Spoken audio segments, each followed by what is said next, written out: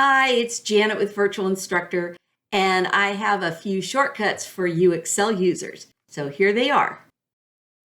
I'm going to show you a tool in Excel that can save you a tremendous amount of time. I'm in cell C2 and this is a formula, and I want to copy it down. As long as there's data on the left or the right that goes down a bit, all you have to do is go to this little green square, double click, and it copies that formula all the way down. Now here's another example. If you combine text and a number and you double click on that, it sequentially increases that value by 1. If you just have a cell with a number in it and you double click, all it does is copy. Same thing if it just has text. Double click, just copies. If you have some sort of pattern, as long as you give it at least 2 cells so it can figure out that pattern, when you double click, it figures out the pattern. But wait, there's more. You can also use this tool to quickly write months or days of the week. So I'll start out with months and I'll just do the 3-letter abbreviation. You can do this one or the full month. When I drag it down, notice how it recognizes the different months. It then repeats it, so I'll go back to December.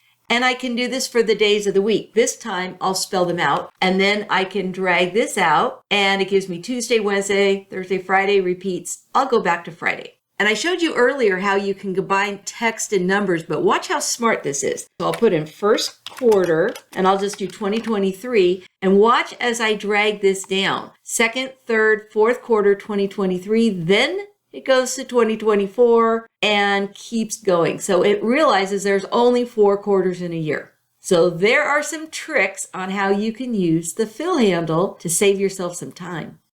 If you found those shortcuts helpful, you may be interested in our daily email shortcuts that are only 60 seconds or less. We have them for both Mac and PC users. Just click the link in the comments below.